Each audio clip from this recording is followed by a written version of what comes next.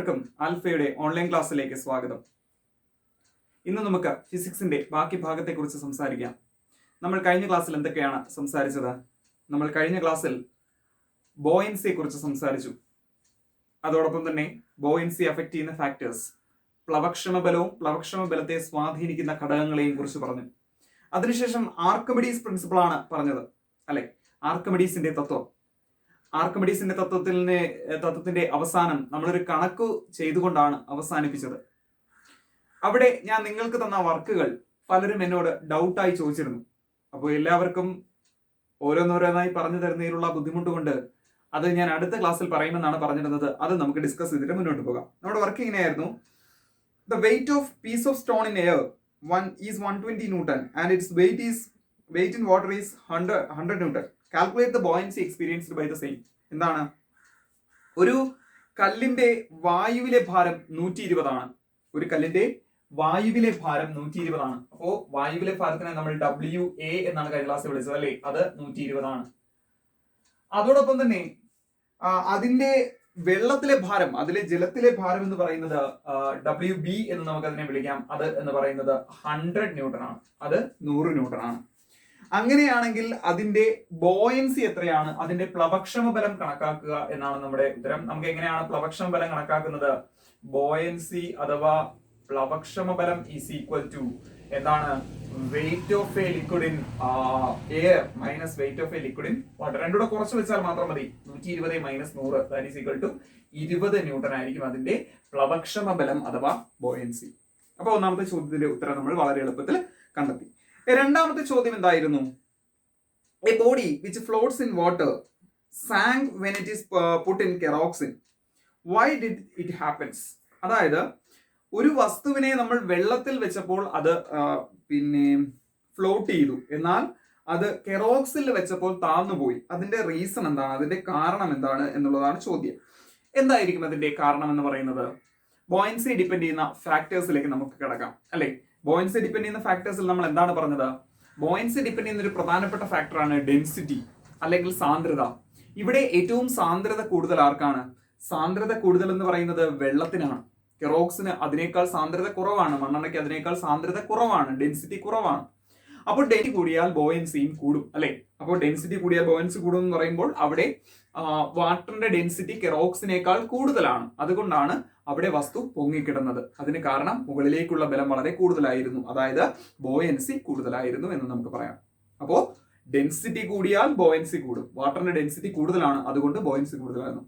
Density കുറഞ്ഞാൽ buoyancy കുറയും, which means കെറോക്സിന്റെ density അവിടെ കുറവായിരുന്നു, അതുകൊണ്ട് ബോയൻസി കുറവാണ് എന്നുള്ളതാണ് എന്റെ ഉത്തരം. വളരെ എളുപ്പമാണ്. ഓക്കെ, മൂന്നാമത്തെ ചോദ്യം: observe the figure of an object placed in the different liquids. വ്യത്യസ്തങ്ങളായ ദ്രാവകങ്ങളിൽ രണ്ട് വസ്തുക്കളെ വെച്ചിരിക്കുന്നതിന്റെ ചിത്രമാണ് താഴെ നൽകിയിരിക്കുന്നത്. ലിക്വിഡ് എ, ലിക്വിഡ് ബി, ദ്രാവകം എ, ദ്രാവകം B. Compare the gravitational force and buoyancy acting on the body when it is in liquid A and B. എയിലും ബിയിലും ഇരിക്കുമ്പോഴുള്ള വസ്തുവിന്റെ ഗ്രാവിറ്റേഷണൽ ഫോഴ്സും ബോയൻസിയും കമ്പയർ ചെയ്യുക. ഇത് നമ്മൾ ഓൾറെഡി പഠിച്ചതാണ്. ഏതാണ്? എ, ബി, സി എന്ന് പറഞ്ഞ് നമ്മൾ 3 പൊസിഷൻ എഴുതിയിട്ട് 3 പൊസിഷനിലും ഏതാണ് കൂടുതൽ അനുഭവപ്പെടുന്നത്, ഏതാണ് കുറവ് അനുഭവപ്പെടുന്നത് നമ്മൾ പറഞ്ഞില്ലേ? അപ്പൊ എയിലെ ലിക്വിഡിലേക്ക് നോക്കിക്കഴിഞ്ഞാൽ അത് പൊങ്ങിയാണ് നിൽക്കുന്നത്, അല്ലെ? അങ്ങനെയാണെങ്കിൽ അവിടെ ബോയൻസി, പ്ലവക്ഷമ ബലം കൂടുതലായിരിക്കും. അപ്പോൾ അത് ഫ്ലോട്ട് ചെയ്യുന്നത് കൊണ്ട് തന്നെ അതിന് പ്ലവക്ഷമ ബലം എന്തായിരിക്കും? കൂടുതലായിരിക്കും. എന്നാൽ ബിയിൽ വളരെ താഴെയാണ് കിടക്കുന്നത്. അങ്ങനെയാണെങ്കിൽ അതിന്റെ ഗ്രാവിറ്റേഷണൽ ഫോഴ്സ് അഥവാ അതിന്റെ ഗുരുത്വാകർഷണ ബലം എന്ന് പറയുന്നത് വളരെ കൂടുതലായിരിക്കും. B, among A and B which liquid whose density is greater than that of the object why. ഏതിനാണ് ഒബ്ജക്റ്റിന്റെ ഡെൻസിറ്റി ലിക്വിഡിന്റെ ഡെൻസിറ്റിയേക്കാൾ കൂടുതൽ എന്നുള്ളതാണ് കാര്യം. ഒബ്ജക്റ്റിന്റെ ഡെൻസിറ്റി കൂടുന്നു. ഒബ്ജക്റ്റിന്റെ ഡെൻസിറ്റി കൂടുന്നതിൽ ഒബ്ജക്റ്റിന്റെ സാന്ദ്രത, വസ്തുവിന്റെ സാന്ദ്രത കൂടുന്നു. വസ്തുവിന്റെ സാന്ദ്രത കൂടിയാൽ എന്ത് സംഭവിക്കും? നമ്മൾ 8ാം ക്ലാസ്സിൽ പഠിച്ചിട്ടുണ്ട്, സാന്ദ്രത കൂടിയാൽ വസ്തുക്കൾ താഴ്ന്നു പോകും, ശരിയല്ലേ? അപ്പോ സാന്ദ്രത കൂടിയാൽ വസ്തുക്കൾ എന്ത് ചെയ്യും? താഴ്ന്നു പോകും. അപ്പൊ ബിയുടെ ഉത്തരം എന്താണ്? ബിക്കാണ് സാന്ദ്രത കൂടുതൽ. കാരണം അതുകൊണ്ടാണ് അത് താഴ്ന്നു പോയത്, വെള്ളത്തിലേക്ക്, ലിക്വിഡിലേക്ക് താഴ്ന്നു പോയത് അതുകൊണ്ടാണ്. അടുത്തത് 4ാമത്തെ ചോദ്യം: A body of wait 1000 Newton sinks in water. The weight of liquid overflowed is 250 Newton. 1000 newton ഭാരമുള്ള ഒരു വസ്തു വെള്ളത്തിലേക്ക് താഴ്ന്നു പോകുന്നു. അവിടുന്ന് ഓവർഫ്ലോ ചെയ്ത ലിക്വിഡിന്റെ വെയിറ്റ് എന്ന് പറയുന്നത് 250 ന്യൂട്ടനാണ്. അതായത് അവിടുന്ന് ആദേശം ചെയ്ത ജലത്തിന്റെ ഭാരം, നിറഞ്ഞു കവിഞ്ഞ ജലത്തിന്റെ ഭാരം എന്ന് പറയുന്നത് 250 ന്യൂട്ടനാണ്. What will be the weight of the body in water? അങ്ങനെയാണെങ്കിൽ ബോഡിയുടെ എവിടെയുള്ള ജലത്തിലുള്ള വെയിറ്റ്, ഭാരം എത്രയാണെന്നാണ് ചോദ്യം. രണ്ടാമത്തെ ചോദ്യം എങ്ങനെയാണ്? A body of same weight as above floats in water. What is the weight in water? What will be the weight of the water displaced? ഇതേ വസ്തുവിനെ ഞാൻ വെള്ളത്തിലാണ് വെച്ചിരിക്കുന്നതെങ്കിൽ, okay, body of same weight as above floated in water, ഇതേ ഭാരമുള്ള ഒരു വസ്തു വെള്ളത്തിൽ പൊങ്ങിക്കിടന്നു. What is the weight in water? What will be the weight of the water displaced? അങ്ങനെയാണെങ്കിൽ ഇത് ഡിസ്പ്ലേസ് ചെയ്ത വാട്ടറിന്റെ വെയിറ്റ് എത്രയായിരിക്കും? ആക്ച്വലി ഈ ബി പാർട്ട് ചോദ്യം നമ്മൾ ഇന്ന് പഠിക്കാനായിട്ട് പോകുന്നതേ ഉള്ളൂ. അപ്പൊ അതുകൊണ്ട് ബി പാർട്ട് ചോദ്യം നമുക്ക് ഇന്ന് പഠിച്ചതിന് ശേഷം നമുക്ക് ഡിസ്കസ് ചെയ്യാം, അതായിരിക്കും നല്ലത്. എ പാർട്ട് ചോദ്യം നമുക്ക് നോക്കാം. എ പാർട്ട് ചോദ്യത്തിനകത്ത് നമുക്ക് എന്തൊക്കെയാണ് തന്നിരിക്കുന്നത് എന്താണ്? യെസ്, ഇങ്ങനെയാണ് പറഞ്ഞിരിക്കുന്നത്. 1000 ന്യൂട്ടൺ ഭാരമുള്ള ഒരു വസ്തു. അങ്ങനെയാണെങ്കിൽ അതിന്റെ എയറിലെ ഭാരം എന്ന് പറയുന്നത് 1000 ന്യൂട്ടൺ ആണ്. വെള്ളത്തിലെ ഭാരം നമുക്ക് തന്നിട്ടില്ല, അല്ലെ? വെള്ളത്തിലെ ഭാരം നമുക്ക് തന്നിട്ടില്ല. ബോയൻസി നമുക്ക് തന്നിട്ടില്ല, FB നമുക്ക് തന്നിട്ടില്ല. പക്ഷേ ഓവർഫ്ലോ ചെയ്ത വാട്ടറിന്റെ വെയിറ്റ് നമുക്ക് തന്നിട്ടുണ്ട്. ഓവർഫ്ലോ ചെയ്ത വാട്ടറിന്റെ വെയിറ്റ് നമുക്ക് തന്നിട്ടുണ്ട്. അതെത്രയാണ്? അതെന്ന് പറയുന്നത് 250 ന്യൂട്ടൺ ആണ്, അല്ലെ? അതെന്ന് പറയുന്നത് 250 ന്യൂട്ടൺ ആണ്. അങ്ങനെയാണെങ്കിൽ അതിന്റെ വാട്ടറിന്റെ വെയിറ്റ് എത്രയാണെന്നുള്ളതാണ് ചോദ്യം. നമ്മുടെ ചോദ്യം അതാണ്, വാട്ടറിന്റെ വെയിറ്റ് എന്നാണ്. ഓക്കെ, അപ്പോ നിറഞ്ഞു കവിഞ്ഞൊഴുകിയ അതിന്റെ ഭാരം നമുക്ക് തന്നിട്ട് 250 ന്യൂട്ടൺ. അപ്പൊ വെയിറ്റ് കണ്ടെത്താന്നുള്ള ചോദ്യം വളരെ എളുപ്പമാണ്, ഞാൻ കാണിച്ചു തരാം. നമുക്കറിയാവുന്ന കാര്യം, ആർക്കമിഡീസിന്റെ തത്വം അനുസരിച്ച്, ആർക്കമിഡീസ് പ്രിൻസിപ്പിൾ അനുസരിച്ച്, നിറഞ്ഞു കവിഞ്ഞൊഴുകിയ അല്ലെങ്കിൽ ആദേശം ചെയ്ത ജലത്തിന്റെ ഭാരം ആ വസ്തുവിൽ അനുഭവപ്പെട്ട പ്ലവക്ഷമ ബലത്തിന് ബോയൻസിക്ക് ഈക്വലാണ്. അതായത് ഇവന്മാര് തമ്മിൽ ഈക്വലാണ്. വിച്ച് മീൻസ് ഇവിടെ ഏത് സംഖ്യയാണോ എഴുതിയിരിക്കുന്നത് അത് തന്നെ നമുക്ക് ഇവിടെ എഴുതാം എന്നല്ലേ എൻ്റെ അർത്ഥം. അങ്ങനെയാണെങ്കിൽ ഇവിടെ നമുക്ക് എന്ത് കിട്ടും? 250 ന്യൂട്ടൺ കിട്ടും. Buoyancy is equal to 250 newton. Okay, ഇതും അറിയാം. ഞാൻ പറഞ്ഞു തന്ന ടെക്നിക്ക് അനുസരിച്ച് ഇവിടെ വരുമ്പോൾ അവന്റെ വെയിറ്റ് കുറയുകയാണ് ചെയ്യുന്നത്, ശരിയല്ലേ? വെള്ളത്തിൽ അവന്റെ വെയിറ്റ് കുറയും എന്നല്ല അവള് പഠിച്ചത്. കുറയണമെങ്കിൽ ഇതും ഇതും തമ്മിൽ കൂട്ടുകയാണോ കുറയ്ക്കുകയാണോ വേണ്ടത്? ഇതും തമ്മിൽ കുറച്ചാൽ. അങ്ങനെയാണെങ്കിൽ WB is equal to WA minus FB, that is equal to 1000 minus 250, that is equal to 750 newton. This is the answer. ഇതാണ് നമ്മൾ കഴിഞ്ഞ ക്ലാസ്സിൽ ചെയ്ത വർക്കിന്റെ ആൻസർ എന്ന് പറയുന്നത്. ഇതിന്റെ ബി പാർട്ട് നമ്മൾ ഇന്ന് പഠിക്കാനായിട്ട് പോകുന്നതേ ഉള്ളൂ. അതുകൊണ്ട് നിങ്ങൾ പേടിക്കേ വേണ്ട, നമ്മൾക്ക് ഇന്നത്തെ ക്ലാസ്സിൽ അത് ഡിസ്കസ് ചെയ്യാവുന്നതാണ്. ഓക്കെ, കഴിഞ്ഞ ക്ലാസ്സിലെ വർക്ക് ഇതാണ്. അപ്പോൾ നിങ്ങൾ ഇത്തരത്തിലുള്ള പ്രോബ്ലംസ് ഒക്കെ ചെയ്ത് ശീലിക്കാനായിട്ട് ശ്രമിക്കുക. കാരണം വളരെ എളുപ്പമാണ്. ഒന്ന്, രണ്ട്, നിങ്ങൾ ഇത്തരത്തിലുള്ള പ്രോബ്ലംസ് ഒക്കെ ചെയ്ത് ശീലിച്ച് കഴിഞ്ഞാൽ +2 എത്തുമ്പോൾ എൻട്രൻസ് ഒക്കെ ക്വാളിഫൈ ചെയ്യാനായിട്ട് അത്യാവശ്യം എളുപ്പമായിരിക്കും. അതുകൊണ്ട് അത് നോക്കുക. ഓക്കെ, അപ്പോൾ ഇത് വളരെ പ്രധാനപ്പെട്ട ഒരു ചോദ്യമാണ്. ഇത് കഴിഞ്ഞ വർഷങ്ങളിലൊക്കെ 4 മാർക്കിനും 5 മാർക്കിനും ഒക്കെ ഇത്തരത്തിലുള്ള ചോദ്യങ്ങൾ ചോദിച്ചിട്ടുണ്ട്. അതുകൊണ്ട് വളരെ പ്രധാനമാണ്, ഓർത്ത് വെച്ചിരിക്കുക. ഓക്കെ, അപ്പൊ നമ്മള് ആർക്കിമിഡീസ് പ്രിൻസിപ്പിൾ, ആർക്കിമിഡീസിന്റെ തത്വം വരെയാണ് പറഞ്ഞു നിർത്തിയിരുന്നത്, ശരിയല്ലേ? ഇനി നമ്മൾ ചെയ്യാനായിട്ട് പോകുന്നത് അതിന്റെ അടുത്ത സെക്ഷൻ എന്ന് പറയുന്നത് യഥാർത്ഥത്തിൽ നമ്മളോട് ആദ്യം ചോദിച്ചൊരു ചോദ്യത്തിന്റെ ഉത്തരമാണ്. എന്തായിരുന്നു ആദ്യം ചോദിച്ച ചോദ്യം? ഒരു അയൺ പീസ് വെള്ളത്തിലിട്ടാൽ താന്നു പോകുന്നു, എന്നാൽ ടൺ കണക്കിന് അയൺ കൊണ്ട് നിർമ്മിച്ച ഒരു കപ്പൽ വെള്ളത്തിന് മുകളിൽ പൊങ്ങിക്കിടക്കുന്നു, കാരണം എന്ത്? ഇതായിരുന്നു നമ്മുടെ ചോദ്യം, അല്ലെ? വളരെ എളുപ്പമുള്ള ചോദ്യമാണ്. ഇതിന്റെ ഉത്തരം കണ്ടെത്തണമെങ്കിൽ നമ്മൾ യഥാർത്ഥത്തിൽ ഇനി പഠിക്കാൻ പോകുന്ന ഒരു കാര്യം പഠിക്കണം. അവരെ വിളിക്കുന്ന പേര് പ്ലവന തത്വം അഥവാ പ്രിൻസിപ്പിൾ ഓഫ് ഫ്ലോട്ടേഷൻ എന്നാണ്. Principle of flotation. ഓക്കെ, അഥവാ അവനെ എന്താ മലയാളത്തിൽ വിളിക്കുന്നത്? പ്ലവന തത്വം. എന്താ മക്കളെ പ്ലവനം എന്ന് പറഞ്ഞു കഴിഞ്ഞാൽ? പൊങ്ങിക്കിടക്കുക. പ്ലവനം എന്ന് പറഞ്ഞാൽ വളരെ സിമ്പിൾ ആയിട്ട് പൊങ്ങിക്കിടക്കുക എന്നുള്ള മീനിങ്ങേ ഉള്ളൂ. ഓക്കെ, അപ്പൊ പ്ലവന തത്വം പഠിക്കാം. അപ്പൊ എപ്പോഴാണ് മക്കളെ ഒരു വസ്തു പൊങ്ങിക്കിടക്കുന്നത്? ആ പൊങ്ങിക്കിടക്കുന്ന എപ്പോഴാണെന്ന് വെച്ച് കഴിഞ്ഞാൽ ഞാനൊരു ചെറിയ പരീക്ഷണം പറഞ്ഞുതരാം. ആ പരീക്ഷണത്തിന്റെ അടിസ്ഥാനത്തിൽ നമുക്കത് ചെയ്യാം. വളരെ എളുപ്പമാണ്. നിങ്ങൾ ഒരു അലൂമിനിയം ഫോയിൽ പേപ്പർ, നമ്മുടെ മിൽക്കി ബാറും ചോക്കോ ബാറും ഒക്കെ മേടിക്കുമ്പോൾ അതിനകത്ത് പൊതിഞ്ഞു തരുന്ന ഒരു പേപ്പർ ഉണ്ടല്ലോ, അലൂമിനിയം ഫോയിൽ പേപ്പർ. ആ ഫോയിൽ പേപ്പർ നിങ്ങൾ നന്നായി ചുരുട്ടിയതിന് ശേഷം വെള്ളത്തിലേക്ക് ഇടുക. ഓക്കെ, അതിനുശേഷം ഇതിനെ നന്നായി ചുരുട്ടണം, നന്നായിട്ട് അമക്കി ഇറുക്കി ചുരുട്ടണം. അത് നിങ്ങൾ ലൂസായിട്ട് ചുരുട്ടുകയാണെന്നുണ്ടെങ്കിൽ ഇതിനിടയിലുള്ള എയർ ഗ്യാപ്സ് കാരണം ചിലപ്പോൾ നമ്മുടെ പരീക്ഷണം പാളിപ്പോൾ. നന്നായിട്ട് ഇറുക്കി മുറുക്കി അതിനെ ചുരുട്ടിയതിനു ശേഷം വെള്ളത്തിലിടുക. രണ്ടാമതായിട്ട് ഇവനെ നിവർത്തി ഒരു ചെറിയ ബോട്ടിന്റെ ഷേപ്പിലാക്കിയതിനു ശേഷം വെള്ളത്തിലിടുക. അല്ലെങ്കിൽ ഇവനെ ഇങ്ങനെ ഇരിക്കുന്നവനെ ചെറുതായിട്ട് ഇതിന്റെ അറ്റം മാത്രം ഒന്ന് മടക്കിയതിനു ശേഷം വെള്ളത്തിലിടുക. അല്ലെങ്കിൽ നിവർത്തി വെച്ച് തന്നെ വെള്ളത്തിലിടുക. ഏത് പൊങ്ങിക്കിടക്കും, ഏത് താന്നു പോകും. അതെ, നന്നായിട്ട് ഇറുക്കി അമർത്തിയത് താന്നു പോകും. എന്നാൽ അതേ സൈസുള്ള ഒരു അലൂമിനിയം ഫോയിൽ പേപ്പറിനെ നമ്മളൊരു ബോട്ടിന്റെ ഷേപ്പിലാക്കി കഴിഞ്ഞാൽ അത് താന്നു പോകില്ല, പൊങ്ങിക്കിടക്കും. അവിടെ നമ്മൾ എന്താണ് കണ്ടത്? യഥാർത്ഥത്തിൽ നമ്മൾ കണ്ടത്, നിങ്ങൾ ആലോചിച്ച് നോക്കേണ്ട, ഒരു വസ്തു പൊങ്ങിക്കിടക്കണമെന്നുണ്ടെങ്കിൽ അതിൽ പരമാവധി പ്ലവക്ഷമ ബലം അനുഭവപ്പെടണം. ശരിയല്ലേ? ഏറ്റവും പരമാവധി പ്ലവക്ഷമ ബലം അവിടെ അനുഭവപ്പെടണം. നമ്മൾ പഠിച്ചിട്ടുണ്ട്, വസ്തുവിന്റെ വ്യാപ്തവും പ്ലവക്ഷമ ബലവും തമ്മിൽ ബന്ധമുണ്ട്. വ്യാപ്തം കൂടിയാൽ പ്ലവക്ഷമ ബലം കൂടും. വോളിയം കൂടിക്കഴിഞ്ഞാൽ ബോയൻസി കൂടും. എന്താ, volume increases, buoyancy also increases. പഠിച്ചിട്ടുണ്ട് അല്ലെ? ശരിയല്ലടാ, വോളിയം കൂടുമ്പോ ബോയൻസി കൂടും. അങ്ങനെയാണെങ്കിൽ ഇവിടെ വോളിയം കൂടുതൽ ആർക്കാണ്? നന്നായിട്ട് ചുരുട്ടി കഴിഞ്ഞാൽ അവന് വോളിയമോ കാണുമോ? ഇല്ല, അവന്റെ വോളിയം കുറവാണ്. എന്നാൽ നിവർന്നിരിക്കുന്നവന് വോളിയം കൂടുതലാണ്. അപ്പോൾ ഇവന്റെ വോളിയം കൂടുതലായതുകൊണ്ട് അവിടെ അനുഭവപ്പെടുന്ന പ്ലവക്ഷമ ബലവും കൂടി. ഒന്നാമത്തെ പോയിന്റ്. ഓക്കെ, പൊങ്ങിക്കിടക്കുന്നതിന്റെ ഒന്നാമത്തെ കാരണം അതിന്റെ വോളിയം കൂടുതലായിരുന്നു, അതിന്റെ വ്യാപ്തം കൂടുതലായിരുന്നു. വ്യാപ്തം കൂടുതലായതുകൊണ്ട് അനുഭവപ്പെടുന്ന പ്ലവക്ഷമ ബലവും കൂടി. ഒന്നാമത്തെ പോയിന്റ്. രണ്ടാമത് മറ്റൊരു പോയിന്റും കൂടിയുണ്ട്.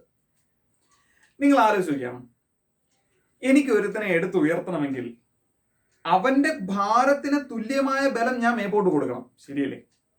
എടാ, ഞാൻ ഒരുത്തനെ എടുത്ത് പൊക്കി എന്റെ കയ്യിൽ വെച്ചിരിക്കണമെങ്കിൽ അവന്റെ ഭാരത്തിന് തുല്യമായ ഒരു ബലം ഞാൻ മുകളിലേക്ക് കൊടുത്തെങ്കിലല്ലേ അവന്റെ കയ്യിൽ ഇരിക്കുള്ളൂ. അല്ലെങ്കിൽ അവൻ എന്ത് ചെയ്യും? താഴെ പോവില്ലേ? അവന്റെ ബലം കൂടുതലാണെങ്കിൽ താഴെ പോവില്ലേ? പോകും. ഒരു വസ്തു വെള്ളത്തിൽ പൊങ്ങിക്കിടക്കുകയാണെന്ന് പറഞ്ഞു കഴിഞ്ഞാൽ ആ വസ്തുവിന്റെ ഭാരത്തിന് തുല്യമായ പ്ലവക്ഷമ ബലം മുകളിലേക്ക് അനുഭവപ്പെടുന്നുണ്ടാകില്ലേ? ആലോചിച്ച് നോക്കിയേ. ശരിയല്ലടാ? അതായത് ഒരാളെ നമ്മൾ ഉയർത്തി നിർത്തണമെങ്കിൽ അയാളുടെ ഭാരത്തിന് തുല്യമായ ബലം നമ്മൾ മുകളിലോട്ട് കൊടുക്കണം. സെയിം തിങ് നമ്മൾ വെള്ളത്തിൽ ആലോചിച്ചാൽ, വെള്ളത്തില് ഒരു വസ്തു ഇടുമ്പോൾ പൊങ്ങിക്കിടക്കണമെന്നുണ്ടെങ്കിൽ ആ വസ്തുവിന്റെ ഭാരത്തിന് തുല്യമായ ബലം മുകളിലോട്ട് അനുഭവപ്പെടണം. ആ ബലമാണ് പ്ലവക്ഷമ ബലം. ശരിയല്ലേ? ഈ പ്ലവക്ഷമ ബലം എന്ന് പറയുന്നത് വസ്തു ആദേശം ചെയ്യുന്ന ജലത്തിന്റെ ഭാരത്തിന് തുല്യമാണെന്നാണ് ആർക്കിമിഡീസ് തത്വം പറയുന്നത്. ആർക്കിമിഡീസ് തത്വം വെച്ച് കമ്പയർ ചെയ്ത് നമ്മുടെ ഈ കൺസെപ്റ്റിനെ ഒന്ന് മനോഹരമാക്കി കഴിഞ്ഞാൽ പ്രിൻസിപ്പിൾ ഓഫ് ഫ്ലോട്ടേഷൻ എന്ന് പറയുന്ന ഒരു ഐഡിയ കിട്ടും. പ്രിൻസിപ്പിൾ ഓഫ് ഫ്ലോട്ടേഷൻ, എന്തുകൊണ്ടാണ് വസ്തുക്കൾ പൊങ്ങിക്കിടക്കുന്നത്?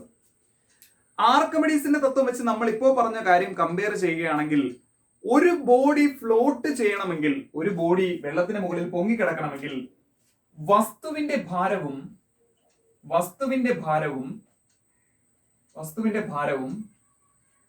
അതുപോലെ വസ്തു ആദേശം ചെയ്യുന്ന ജലത്തിന്റെ ഭാരവും, വസ്തു ആദേശം ചെയ്യുന്ന ജലത്തിന്റെ അല്ലെങ്കിൽ ദ്രവത്തിന്റെ ഭാരവും എന്തായിരിക്കണം? തുല്യമായിരിക്കണം. അഥവാ weight of a floating body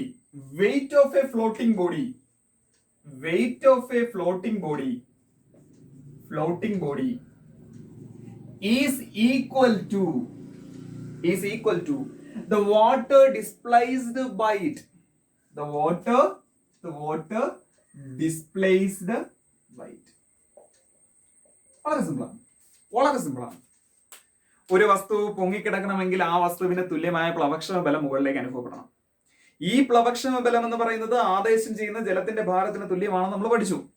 ഒരു വസ്തു പൊങ്ങിക്കിടക്കണമെങ്കിൽ ആ വസ്തുവിന്റെ വെയിറ്റിന് ഈക്വൽ ആയ ബോയൻസി മുകളിലേക്ക് അനുഭവപ്പെടണം.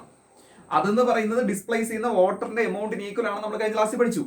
അത് രണ്ടും കൂടി കമ്പൈൻ ചെയ്ത് നമ്മൾ പുതിയൊരു ലോ പഠിക്കുന്നു. ലോയുടെ പേര് പ്രിൻസിപ്പിൾ ഓഫ് ഫ്ലോട്ടേഷൻ. സിമ്പിൾ ആണ്. വസ്തുവിന്റെ ഭാരവും വസ്തു ആദേശം ചെയ്യുന്ന ജലത്തിന്റെ ഭാരവും തുല്യമായിരിക്കും. അഥവാ weight of a floating body is equal to weight of the water displaced. ഇനി നമുക്ക് കപ്പൽ എന്തുകൊണ്ടാണ് പൊങ്ങിക്കിടക്കുന്നതെന്ന് പറയാം. ഇരുമ്പ് കഷ്ണത്തിന്റെ വ്യാപ്തം വളരെ കുറവാണ്, വോളിയം വളരെ കുറവാണ്. വോളിയം കുറവായതുകൊണ്ട് തന്നെ അതിൽ എക്സ്പീരിയൻസ് ചെയ്യുന്ന ബോയൻസി കുറവായിരിക്കും, താന്നു പോകും. എന്നാൽ കപ്പലിന് വോളിയം വളരെ കൂടുതലാണ്. വലിയ ട്രെമൻഡസ് സൈസ് ആണ്. അവന്റെ സൈസ് ഭയങ്കര കൂടുതലാണ്. അതിന്റെ വ്യാപ്തം വളരെ കൂടുതലാണ്. വ്യാപ്തം കൂടുതലായതുകൊണ്ട് തന്നെ അതിൽ അനുഭവപ്പെടുന്ന ബോയൻസിയും കൂടുതലായിരിക്കും. അങ്ങനെയാണെങ്കിൽ ഈ വസ്തുവിന്റെ ബോട്ടിന്റെ ഭാരത്തിന് ഈക്വൽ ആയിട്ടുള്ള ഒരു വെയിറ്റ്, ഒരു അപ്വേർഡ് ഫോഴ്സ്, ഒരു ബോയൻസി ഇതിൽ എക്സ്പീരിയൻസ് ചെയ്യും. അഥവാ അതിന്റെ വെയിറ്റിന് ഈക്വൽ ആയിട്ടുള്ള എമൗണ്ട് ഓഫ് വാട്ടർ അവിടെ നിന്ന് ഡിസ്പ്ലേസ് ചെയ്യുന്നുണ്ട്. അതുകൊണ്ടാണ് പൊങ്ങിക്കിടക്കുന്നത്. സിമ്പിൾ ആണ്. കപ്പൽ വെള്ളത്തിൽ കിടക്കുന്നത് ഇരുമ്പ് കഷ്ണമാണെങ്കിൽ ഇട്ട് കഴിഞ്ഞാൽ താന്നു പോകും. കാരണം അതിന് വ്യാപ്തം അഥവാ വോളിയം കുറവാണ്. അതുകൊണ്ട് തന്നെ ബോയൻസി അഥവാ പ്ലവക്ഷണ ബലം കുറവാണ്. കപ്പൽ വെള്ളത്തിന്റെ മുകളിൽ പൊങ്ങിക്കിടക്കുന്നത്, കപ്പല് വെള്ളത്തിന്റെ മുകളിൽ പൊങ്ങിയത് കപ്പലാണെന്ന് വിചാരിക്കുക. നിങ്ങൾക്ക് ഇമാജിൻ ദാറ്റ് ഇസ് എ കപ്പൽ. അല്ലെങ്കിൽ ഇതെന്ന് പറയുന്നത് ഒരു ജൈജാന്റിക് ആയിട്ടുള്ള ഒരു ബോട്ടാണ്. ഇതിന്റെ വോളിയം വളരെ കൂടുതലാണ്. അങ്ങനെയാണെങ്കിൽ അനുഭവപ്പെടുന്ന ബോയൻസിയും കൂടുതലായിരിക്കും. ഈ ബോയൻസി കൂടുതലായതുകൊണ്ട് തന്നെ ഈ കപ്പലിന്റെ വെയിറ്റിന് ഈക്വൽ ആയിട്ടുള്ള വാട്ടർ ഇവിടുന്ന് ഡിസ്പ്ലേസ് ചെയ്യപ്പെടുന്നുണ്ട്. കപ്പലിന്റെ വെയിറ്റിന് ഈക്വൽ ആയിട്ടുള്ള വാട്ടർ ഇവിടുന്ന് ഡിസ്പ്ലേസ് ചെയ്യപ്പെടുന്നുണ്ട്. നിങ്ങൾ അതൊന്നും പഠിക്കണ്ട. സിമ്പിൾ ആയിട്ട് it is due to principle of flotation. കഴിഞ്ഞു. ഇത് കേട്ടിട്ട് മനസ്സിലാകാത്ത ഇത്രയും പഠിച്ച it is due to principle of flotation. കഴിഞ്ഞു, പരിപാടി കഴിഞ്ഞു. ഇത് അതിന് കാരണം എന്ന് പറയുന്നത് പ്ലവന തത്വമാണ് എന്ന് പറഞ്ഞ പരിപാടി കഴിഞ്ഞു. സിമ്പിൾ.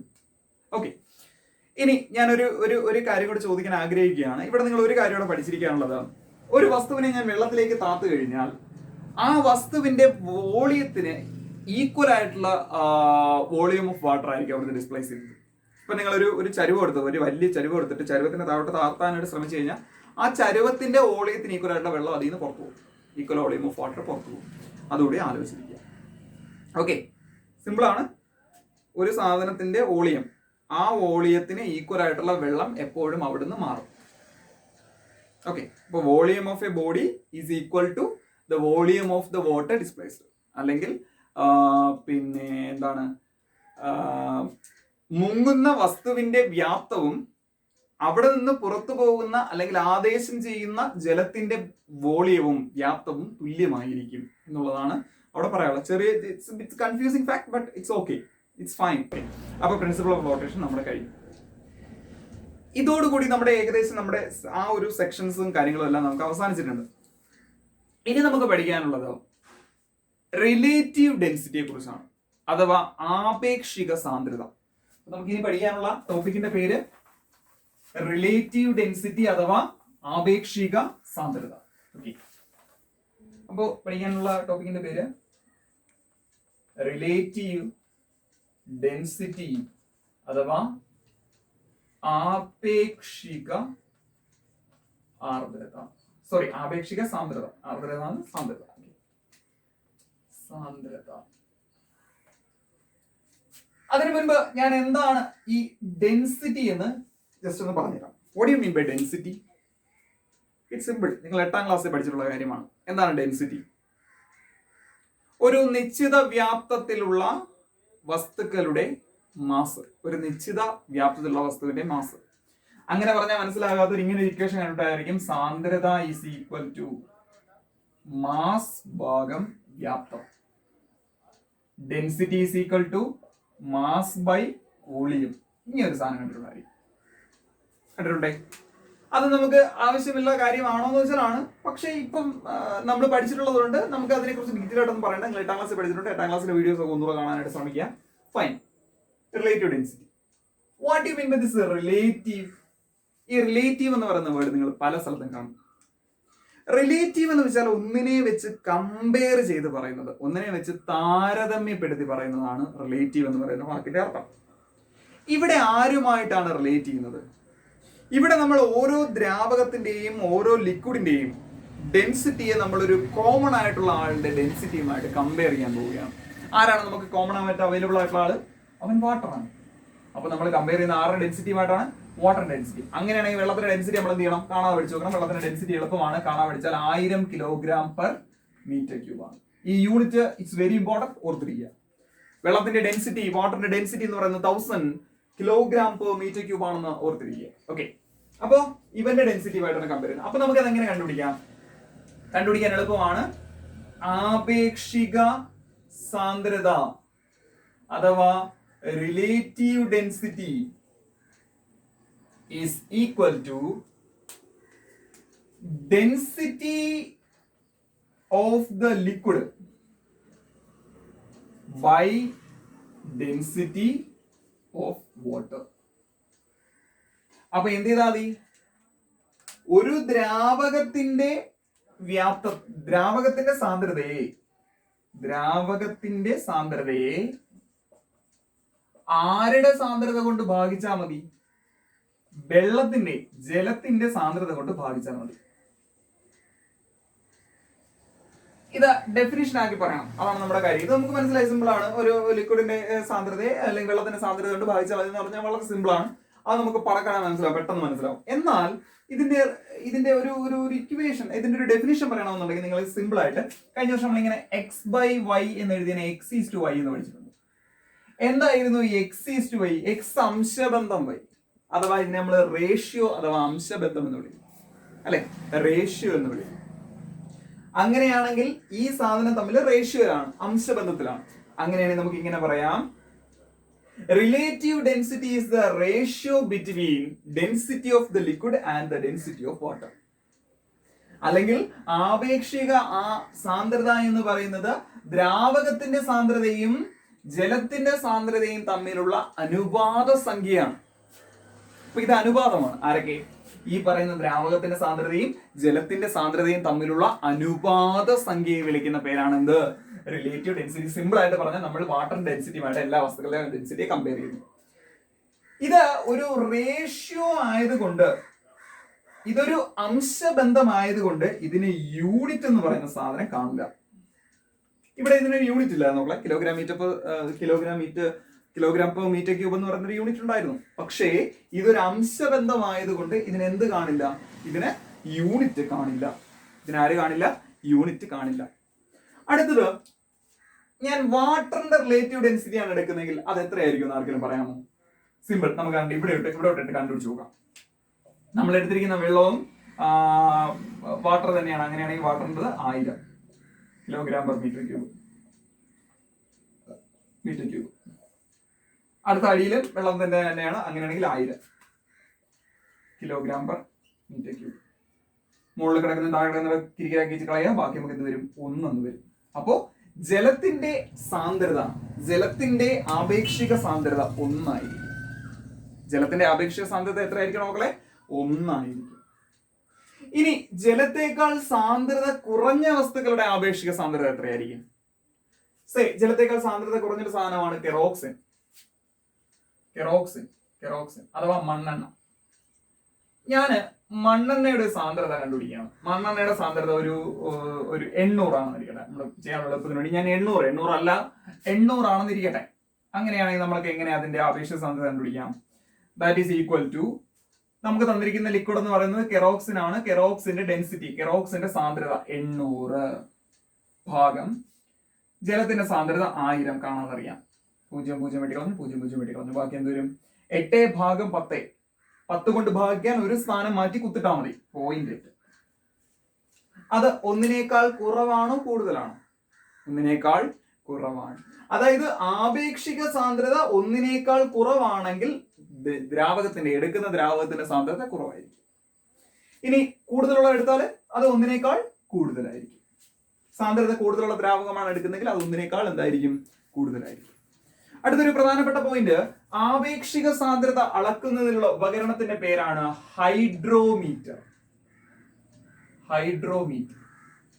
എന്താണ് ഹൈഡ്രോമീറ്റർ? അഥവാ നമ്മൾ ഇംഗ്ലീഷിൽ എഴുതി ഇങ്ങനെ എഴുതാം, ഹൈഡ്രോമീറ്റർ. അപ്പോൾ ആപേക്ഷിക സാന്ദ്രത അളക്കുന്നതിനുള്ള ഉപകരണത്തിന്റെ പേരാണ് ഹൈഡ്രോമീറ്റർ. ഈ ഹൈഡ്രോമീറ്ററിന്റെ പടം വരയ്ക്കുകയാണെങ്കിൽ ഹൈഡ്രോമീറ്ററിന്റെ പടം ഏതാണ്ട് ഇങ്ങനെ, അടിയിൽ ഒരു ചെറിയ ബൾബിനകത്ത് കുറച്ച് മെർക്കുറി അല്ലെങ്കിൽ ഒരു വെയിറ്റ് ഉള്ള സാധനം, ഇതിനകത്ത് ഇവിടെ 1 എന്ന് പറയുന്ന റീഡിങ്, ഇതിന് മുകളിലേക്ക് 0.8, ഇവിടെ 0.6, 0.4 ഇങ്ങനെ ആയിരിക്കും എഴുതിയിരിക്കുന്നത്. ഇങ്ങനെയാണെങ്കിൽ 1.2, 1.4 ഇങ്ങനെ ആയിരിക്കും എഴുതിയിരിക്കുന്നത്. ഒരു വസ്തുവിന് സാന്ദ്രത കൂടുതലാണെങ്കിൽ ഈ ഹൈഡ്രോമീറ്റർ അതിനകത്ത് പൊങ്ങിക്കിടക്കും. അങ്ങനെയാണെങ്കിൽ താഴെയുള്ളതായിരിക്കും കാണിക്കുന്നത്. ഇവിടെ താഴെയുള്ളത് കാണിക്കും. അപ്പോൾ സാന്ദ്രത കൂടിയ വസ്തുക്കളിൽ ഹൈഡ്രോമീറ്റർ പൊങ്ങിക്കിടക്കും. ആലോചിച്ചോണം, സാന്ദ്രത കൂടിയ ലിക്വിഡിൽ ഹൈഡ്രോമീറ്റർ പൊങ്ങിക്കിടക്കും. അങ്ങനെ താഴത്തെ റീഡിംഗ് ആയിരിക്കും കാണിക്കുന്നത്. സാന്ദ്രത കുറഞ്ഞതാണെങ്കിൽ ഹൈഡ്രോമീറ്റർ താന്നു പോകും. അങ്ങനെയാണെങ്കിൽ മുകളിലത്തെ റീഡിംഗ് ആയിരിക്കും കാണിക്കുന്നത്. ആലോചിച്ചോണം, മറക്കരുത്, മറന്നു പോകരുത്. പരീക്ഷയ്ക്ക് ചോദിച്ചിട്ടുണ്ട്, ഹൈഡ്രോമീറ്റർ താന്നു പോകുന്നത് സാന്ദ്രത കുറഞ്ഞ ദ്രാവകങ്ങളാണ്. സാന്ദ്രത കൂടിയ ദ്രാവകങ്ങളിൽ ഹൈഡ്രോമീറ്റർ പൊങ്ങിക്കിടക്കും. അപ്പോൾ ഇത് പൊങ്ങിക്കിടക്കുകയും താന്നു പോവുകയാണ് ചെയ്യുന്നതെന്ന് പറഞ്ഞു. പൊങ്ങിക്കിടക്കുകയാണെങ്കിൽ അവൻ നമ്മൾ നേരത്തെ പറഞ്ഞ നിയമവുമായിട്ട് എന്തോ ബന്ധമില്ലേ? ഇത് പ്രവർത്തിക്കുന്നത് പ്രിൻസിപ്പിൾ ഓഫ് ഫ്ലോട്ടേഷന്റെ ബേസിലാണ്. പ്രിൻസിപ്പിൾ ഓഫ് ഫ്ലോട്ടേഷൻ അഥവാ law of flotation. Law of flotation എന്ന് വിളിക്കാറുണ്ട് കേട്ടോ. നിങ്ങൾ ടെക്സ്റ്റിനകത്ത് ചിലപ്പോൾ ലോ ഓഫ് ഫ്ലോട്ടേഷൻ ആണ് കിടക്കുന്നത് പറഞ്ഞ് നിങ്ങൾ പിന്നെ അന്തം വിടാനൊന്നും വേണ്ട. പ്രിൻസിപ്പിൾ ഓഫ് ഫ്ലോട്ടേഷനും ലോ ഓഫ് ഫ്ലോട്ടേഷൻ രണ്ട് പേരിൽ വിളിക്കാറുണ്ട്. അപ്പോൾ ഇത് വർക്ക് ചെയ്യുന്നത് പ്രിൻസിപ്പിൾ ഓഫ് ഫ്ലോട്ടേഷന്റെ ബേസിലാണ്. കാരണം ഇത് പൊങ്ങി കിടക്കും താന്നു പോവുകയും ചെയ്യുന്നതുകൊണ്ടാണ് നമുക്കിത് പഠിക്കാനായിട്ട് സാധിക്കുന്നത്. അതുപോലെ മറ്റൊരു പോയിന്റ്, ഇതേപോലെ വർക്ക് ചെയ്യുന്ന മറ്റൊരു ഉപകരണമുണ്ട്. ഉപകരണത്തിന്റെ പേര് ഇതാണ്, ലാക്ടോമീറ്റർ. ആർക്കെങ്കിലും പറയാമോ എന്തിനാ ഉപയോഗിക്കുന്നത്? അതെ, പാലിന്റെ ശുദ്ധത കണക്കാക്കാൻ. ലാക്ടോമീറ്റർ പാലിന്റെ ശുദ്ധത അളക്കാനായിട്ടാണ് ഉപയോഗിക്കുന്നത്. അത് ഒരു തരത്തിൽ ഒരു ഹൈഡ്രോമീറ്റർ ആണ്. അത് വർക്ക് ചെയ്യുന്ന പ്രിൻസിപ്പിൾ എന്ന് പറയുന്നത് പ്രിൻസിപ്പിൾ ഓഫ് ഫ്ലോട്ടേഷൻ ആണ്. എന്തിനാണ് ഇത് പാലിന്റെ ശുദ്ധത അളക്കാന്ന് വെച്ചാൽ, പാലിൽ വെള്ളവും, ചില ആളുകൾ പാലിൽ വെള്ളവും കൊഴുപ്പും ഒക്കെ ചേർക്കാറുണ്ട് ഈ പാലിന്റെ ഗുണമേന്മ കൂട്ടി കാണിക്കാൻ വേണ്ടി. അപ്പൊ അങ്ങനെയുള്ളവർക്ക് പിന്നെ ഉപയോഗിക്കുന്ന ഒരു സാധനമാണ്, നമ്മൾ സൊസൈറ്റിയിലൊക്കെ പോകുമ്പോൾ അവിടെ ഉപയോഗിക്കുന്ന ഒരു സാധനമാണ് ലാക്ടോമീറ്റർ. അത് ഈ ഹൈഡ്രോമീറ്ററിന്റെ മറ്റൊരു സാധനമാണ്. അത് പ്രവർത്തിക്കുന്നതും പ്രിൻസിപ്പിൾ ഓഫ് ഫ്ലോട്ടേഷന്റെ ബേസിലാണ്. പരീക്ഷയ്ക്ക് എല്ലാ തവണയും 1 മാർക്കിന് ചോദിക്കാറുള്ള ഒരു ചോദ്യമാണിത്. പരീക്ഷയ്ക്ക് എപ്പോഴും 2 മാർക്കിന് അല്ലെങ്കിൽ 3 മാർക്കിന് ചോദിക്കാറുള്ള ചോദ്യമാണിത്. അപ്പൊ അത് നിങ്ങൾ ആലോചിച്ചിരിക്കുക. ഇതാണ് ആപേക്ഷിക സാന്ദ്രതയുമായി ബന്ധപ്പെട്ട് നമുക്ക് ചർച്ച ചെയ്യേണ്ടിയിരുന്നത്. ഓക്കെ, ഇനി നമ്മൾ പഠിക്കാൻ പോകുന്നത് പാസ്കൽസ് ലോ അഥവാ പാസ്കൽ നിയമം എന്ന് നമുക്ക് നമ്മള് വർക്കിൽ തന്ന ഒരു പാർട്ട് ക്വസ്റ്റ്യൻ പ്ലവന തത്വം പഠിച്ചതിന് ശേഷം, പ്രിൻസിപ്പിൾ ഓഫ് ഫ്ലോട്ടേഷൻ പഠിച്ചതിന് ശേഷം അതിനെ സോൾവ് ചെയ്യാന്ന് പറഞ്ഞത് നിങ്ങൾ സോൾവ് ചെയ്യാനായിട്ട് ശ്രമിക്കുക. ഇല്ലെങ്കിൽ ഞാൻ അടുത്ത ക്ലാസ്സിൽ അത് പറഞ്ഞുതരാം. ഓക്കെ, ഇപ്പൊ നമ്മൾ പഠിക്കാൻ പോകുന്നത് വളരെ മനോഹരമായ ഒരു നിയമമാണ്. നിയമത്തിന്റെ പേര് പാസ്കൽ നിയമം അഥവാ പാസ്കൽസ് ലോ. നിങ്ങൾ ഇന്നേ വരെയെങ്കിലും ആലോചിച്ചിട്ടുണ്ട്, ഇത്രയും ഭീമാകാരമായ ഒരു വണ്ടി അല്ലെങ്കിൽ ടൺ കണക്കിന് ഭാരമുള്ള ഒരു വാഹനം, അത് ഡ്രൈവർ ബ്രേക്കിൽ ചവിട്ടുമ്പോൾ നിൽക്കുന്നു. ഡ്രൈവറിന്റെ ആരോഗ്യം എന്ന് പറയുന്നത് വളരെ ചെറിയൊരു ആരോഗ്യമാണ് comparing to the weight of the vehicle. വാഹനത്തിന്റെ ഭാരത്തെ വെച്ച് നോക്കുമ്പോൾ നമ്മുടെയൊക്കെ ശക്തി എന്ന് പറയുന്നത് വളരെ ചെറുതാണ്, അല്ലെ? നമ്മള് വെളിയിൽ പോയി നിന്ന് ഓടിക്കൊണ്ടിരിക്കുന്ന ഒരു വണ്ടിയെ ചവിട്ടി നിർത്താൻ നോക്കിക്കഴിഞ്ഞാൽ നടക്കുന്ന കാര്യമാണോ? ഇല്ല, അവൻ അന്നൂടെ ചവിട്ടും, അല്ലെ? പക്ഷേ വണ്ടിക്ക് അകത്തിരുന്ന് നമ്മൾ ചെറിയൊരു പെഡലിൽ ചവിട്ടുമ്പോൾ ഒരു വലിയ വാഹനം നിൽക്കുന്നു. എങ്ങനെയാണ്? അല്ലെങ്കിൽ വളരെ വലിയ മണ്ണുമാന്തി യന്ത്രങ്ങൾ, നിങ്ങൾ JCB എന്ന് വിളിക്കും, തെറ്റാണ്. അതിന്റെ പേര് എക്സ്കവേറ്റർ എന്നാണ്. എക്സ്കവേറ്റർ പഠിച്ചു വെച്ചിരിക്കുക. മണ്ണുമാന്തി യന്ത്രത്തിന്റെ ഇംഗ്ലീഷ് എക്സ്കവേറ്റർ. JCB എന്ന് പറയുന്നത് അതിന്റെ കമ്പനിയുടെ പേരാണ്. കമ്പനിയുടെ പേരിട്ട് നമ്മൾ വസ്തുവിനെ വിളിക്കാൻ പാടില്ല. അങ്ങനെയാണെങ്കിൽ നമ്മൾ സോപ്പിന് പകരം ഡെറ്റോൾ അല്ലെങ്കിൽ പിന്നെ സന്തൂർ അല്ലെങ്കിൽ സന്തൂർ എന്ന് പറഞ്ഞ എല്ലാത്തിനെയും വിളിക്കേണ്ടി വരുന്നതിനെ പറ്റില്ല. JCB ഇറക്കുന്ന കമ്പനിയുടെ പേരാണ്. ഓക്കെ, അതിന്റെ ഒറിജിനൽ പേര് എക്സ്കവേറ്റർ എന്നാണ്. എങ്ങനെയാണ് എക്സ്കവേറ്ററിൽ ഇത്രയും വലിയ കൈ നമ്മളൊരു ചെറിയ ലിവർ ഉപയോഗിച്ച് പ്രവർത്തിപ്പിക്കുന്നത്? എങ്ങനെയാണത്? അത് പഠിക്കാൻ വളരെ സിമ്പിൾ ആണ്. എടാ, നമ്മുടെ വീട്ടിലുണ്ട് അതിന്റെ പ്രിൻസിപ്പിൾ. എവിടെ? എല്ലാ ദിവസവും രാവിലെ പല്ല് തേക്കുന്നവരാണെങ്കിൽ, പല്ല് തേക്കാത്തവർക്ക് പറ്റത്തില്ല, പല്ല് തേക്കുന്നവരാണെങ്കിൽ നിങ്ങൾ ട്യൂബ് പേസ്റ്റിന്റെ ചുവട്ടിൽ ഞെക്കുമ്പോഴത്തേക്ക് മണ്ടേന്ന് ട്യൂബ് പിന്നെ പേസ്റ്റ് വെളി വരും, അല്ലെ? ഈ പ്രിൻസിപ്പിളാണ് അവിടെ ഉപയോഗിക്കുന്നത്. വണ്ടിയുടെ ബ്രേക്കിലും എക്സ്കവേറ്ററിന്റെ കൊങ്കിയിലും ഉപയോഗിക്കുന്നത് വീട്ടിലെ പേസ്റ്റിന്റെ റൂളാണ്. എന്ത് മനോഹരമായ നിയമമല്ലേ? That law is called Pascal's law. പഠിക്കാൻ വളരെ എളുപ്പമാണ്, ഞാൻ പറഞ്ഞുതരാം. എന്താണ് നമ്മൾ ട്യൂബിൽ ഞെക്കുമ്പോൾ സംഭവിക്കുക എന്നുള്ളത് വളരെ സിമ്പിളായിട്ട് പറഞ്ഞുതരാം. നിങ്ങൾ സാധാരണ ഇതിൽ ചെയ്യുന്നൊരു കാര്യമാണ്, നമ്മുടെ ഈ തിരിയുടെ കവർ എടുത്തിട്ട് അതിനകത്ത് വെള്ളം നിറച്ചിട്ട് ചെറിയ ചെറിയ ഓട്ടകൾ ഇട്ട് കൊടുക്കും. ഓട്ട ഇട്ടെടുത്ത് അതിൻ്റെ ഏതെങ്കിലും ഒരു ഭാഗത്ത് ഞെക്കുന്ന സമയത്ത് എല്ലാ ഓട്ടയിൽ നിന്നും ഒരേ അളവിൽ വെള്ളം ചീറ്റിത്തെറിക്കുന്നതായിട്ട് കാണാം. അല്ലെങ്കിൽ പാലിന്റെ കവർ എടുക്കുക. പാലിന്റെ കവർ എടുത്തതിന് ശേഷം പാലിന്റെ കവറിനകത്ത് സാധനം നമ്മൾ ഇവിടെ പൊടിച്ചു കഴിഞ്ഞ് പാലെടുക്കുന്നത്, ഇതിനകത്ത് വെള്ളം നിറയ്ക്കുക. അതിനുശേഷം ഇവിടെ അടയ്ക്കുക. അടച്ചതിന് ശേഷം ഇതിനകത്ത് ചെറിയ ചെറിയ ഹോളുകൾ ഇടുക. നമ്മൾ ഇവിടെ അമർത്തുക. ഇതിനകത്തൊന്ന് തുല്യ അളവിൽ വെള്ളം വരും. ശരിയല്ലേ? ശരിയാണോ അല്ലേ? എടാ മക്കളെ, ഈ നിയമം കൊണ്ടാണ് അത് പ്രവർത്തിക്കുന്നത്. ഈ നിയമത്തിന്റെ പേരാണ് പാസ്കൽ നിയമം. എന്താണെന്ന് ഞാൻ പറഞ്ഞുതരാം. പാസ്കൽ നിയമം അഥവാ ഇംഗ്ലീഷിൽ പറഞ്ഞാൽ പാസ്കൽസ് ലോ. റാസ്കൽസ് ലോ അല്ല, പാസ്കൽസ് ലോ. ഓക്കെ, അപ്പോ എന്താണ് ഈ പാസ്കൽ നിയമം? അത് പഠിക്കണമെങ്കിൽ എന്താണ് പ്രഷർ എന്ന് പഠിക്കണം, എന്താണ് മർദ്ദം എന്ന് പഠിക്കണം. മർദ്ദം എന്താണ്?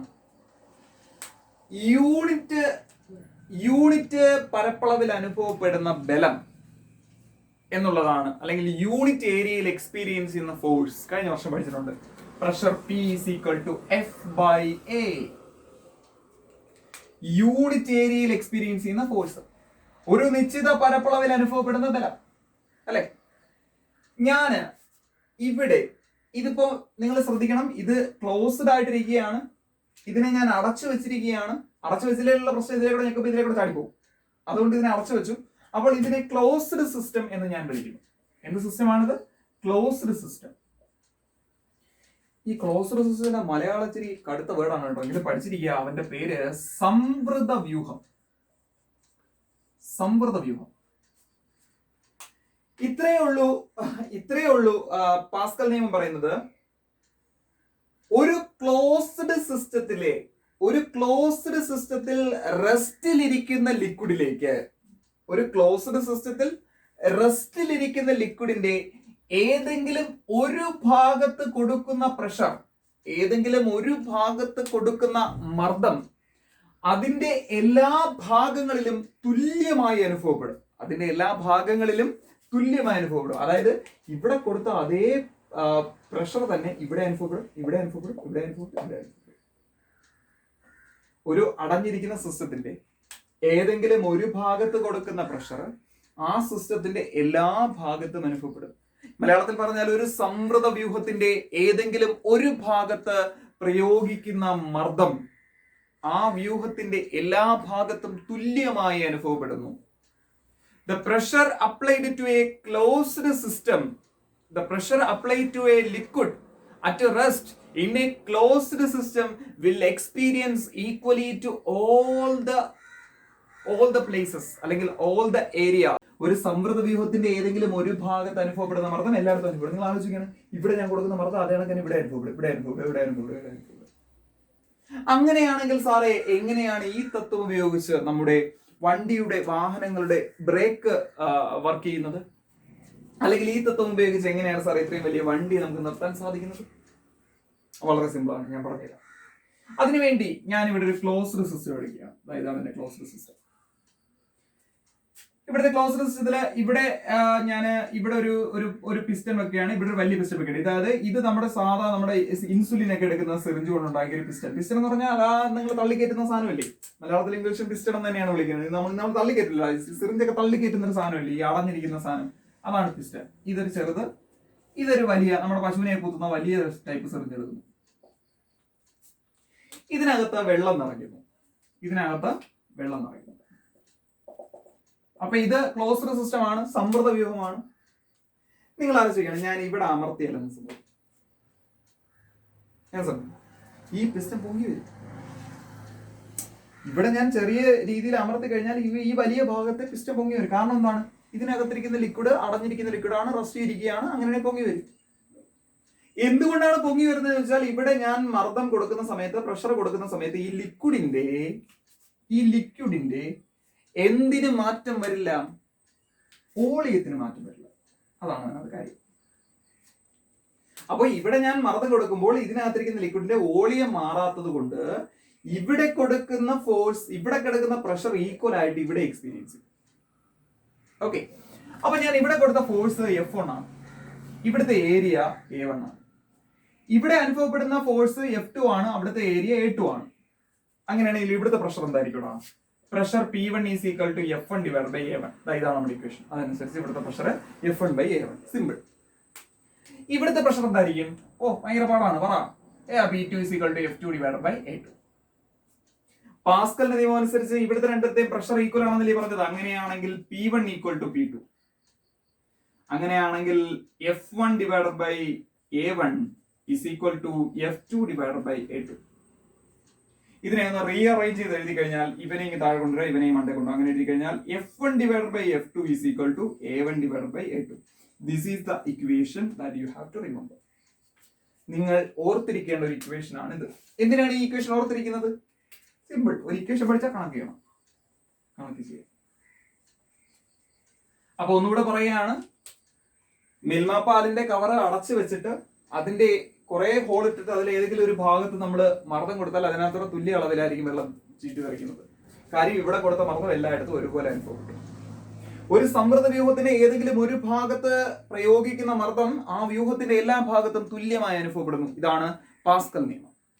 പാസ്കൽ നിയമം ഉണ്ടാകാനുള്ള കാരണം ഇതിനകത്തിരിക്കുന്ന ലിക്വിഡിന്റെ വോളിയത്തിന് വേറെ ചേഞ്ച് ഒന്നും സംഭവിക്കാത്തത് കൊണ്ടാണ്, അല്ലെ? ഇനി നിങ്ങൾ ആലോചിക്കേണ്ടതാണ്, ഞാനിവിടെ ചെറിയൊരു F1 എന്ന് പറയുന്ന ബലം കൊടുത്തപ്പോൾ ഇവിടെ അനുഭവപ്പെട്ട ബലം വളരെ വലുതായിരുന്നു. ഇതേ നിയമം തന്നെയാണ് അവിടെ ഉപയോഗിക്കുന്നത്. നിങ്ങൾ വണ്ടിയിൽ ബ്രേക്ക് ഫ്ലൂയിഡ് ഒഴിക്കുന്നു എന്ന് കേട്ടില്ലേ? ബ്രേക്ക് ഫ്ലൂയിഡ് പയ്യന്മാര് കുറച്ച് പേരെങ്കിലും കേട്ടിട്ടുണ്ടായിരിക്കും. എന്താ ചെയ്യുന്നത്? ഇതേപോലെ നമ്മളൊരു അടഞ്ഞ സിസ്റ്റം എടുക്കും, അതിന്റെ ഒരു ഭാഗത്ത് ഇതേ കണക്കൊരു പെടലായിരിക്കും, ചെറിയ പെടൽ. ഇത് ടയറിലും കൊടുത്തേക്കും. ഞാൻ ഇവിടെ ചെറിയൊരു ബലം കൊടുക്കും, ഇവിടെ ഒരു വലിയ ബലം അനുഭവപ്പെടും. കാരണം പാസ്കൽ നിയമം. ഇത് തന്നെ ഇത് ഉപയോഗിക്കുന്ന ഒന്നാമത്തെ സന്ദർഭം ഞാൻ പറഞ്ഞു, എക്സ്കവേറ്റർ ആണ്. എക്സ്കവേറ്റർ അഥവാ മണ്ണുമാന്തി യന്ത്രം. രണ്ടാമത്തത് ഞാനിപ്പോ പറഞ്ഞ സാധനം ഹൈഡ്രോളിക് ബ്രേക്ക്. വാഹനങ്ങളുടെ ഹൈഡ്രോളിക് ബ്രേക്ക്. അതിന്റെ ഇംഗ്ലീഷിലും അങ്ങനെ, മലയാളത്തിലും അങ്ങനെ തന്നെയാണ്. വാഹനങ്ങളുടെ ഹൈഡ്രോളിക് ബ്രേക്ക്. രണ്ട്, ഹൈഡ്രോളിക് ജാക്ക്. അതെന്താണെന്ന് ഞാൻ പറഞ്ഞുതരാം. ഹൈഡ്രോളിക് ജാക്ക് എന്താണ് സാധനം ഞാൻ പറഞ്ഞുതരാം. എടാ, നിങ്ങള് കാറൊക്കെ വാഷ് ചെയ്യുന്ന സ്ഥലം കണ്ടിട്ടുണ്ടായിരിക്കും. കാർ വാഷ് ചെയ്യുന്ന സ്ഥലം, അവിടെ വലിയ ഭാരമുള്ള കാറിനെ ഉയർത്തുന്നത് ഒരു ചെറിയ ടേബിൾ പോലത്തെ സാധനത്തിന് മണ്ടയിൽ കാർ കൊണ്ട് നിർത്തിയിട്ട് പൊക്കുകയാണ് ചെയ്യുന്നത്. സെയിം പരിപാടിയാണ് അവിടെ നടക്കുന്നത്. നിങ്ങൾ ആലോചിക്കണം, ഇവിടെ ഞാനൊരു ചെറിയ മോട്ടോർ ഉപയോഗിച്ച് താഴോട്ട് പ്രഷർ കൊടുത്താൽ വലിയൊരു കാറിനെ എനിക്ക് ഇവിടെ പൊക്കാൻ പറ്റും. അതാണ് ഈ ഹൈഡ്രോളിക് ജാക്ക്. മലയാളത്തിലും അങ്ങനെയാണ്, ഹൈഡ്രോളിക് ജാക്ക്. അപ്പോ ഹൈഡ്രോളിക് ബ്രേക്ക്, ഹൈഡ്രോളിക് ജാക്ക്. നാലാമത്തത് ഹൈഡ്രോളിക് പ്രസ്. അപ്പൊ ഇത്രയുമാണ് ഇതിന്റെ ഉദാഹരണങ്ങൾ. ഇത് പരീക്ഷയ്ക്ക് ചോദിച്ചിട്ടുണ്ട്. പാസ്കൽ നിയമം എന്താണെന്ന് ചോദിച്ചിട്ടുണ്ട്, ഈ ഉദാഹരണങ്ങൾ ചോദിച്ചിട്ടുണ്ട്, എന്തുകൊണ്ടാണ് ഇത് മാറാത്തതെന്ന് ചോദിച്ചിട്ടുണ്ട്, അതേ കണക്കിന് ഇതിന്റെ പ്രോബ്ലം ചോദിച്ചിട്ടുണ്ട്. ഇതിന്റെ പ്രോബ്ലം നമുക്ക് തൽക്കാലം അടുത്ത ക്ലാസ്സിൽ ചെയ്യാം. ഓക്കെ, തൽക്കാലം ഇപ്പം ബുദ്ധിമുട്ടായിട്ട് തോന്നും, പക്ഷേ 1-2 തവണ പിന്നെ കേൾക്കുമ്പോൾ അല്ലെങ്കിൽ 1-2 തവണ ടെക്സ്റ്റ് വായിക്കുമ്പോൾ നിങ്ങൾക്ക് ഇത് ക്ലിയർ ആകും. ഓക്കെ, അടുത്ത ക്ലാസ് മനോഹരമായിട്ടുള്ള ഒരു ക്ലാസ് ആണ്. അതിൽ നമ്മൾ പറയുന്നത് ഈ പറയുന്ന പോലെ സർഫസ് ടെൻഷൻ അഥവാ പ്രതല ബലത്തെ കുറിച്ചൊക്കെയാണ് പറയുന്നത്. വളരെ മനോഹരമായ ഒരു ക്ലാസ് ആണ്. Wait for the next class. നമ്മൾ അടുത്ത ക്ലാസ്സിൽ ഇതിന്റെ കണക്ക് ചെയ്യുന്നതാണ്. ഓക്കെ.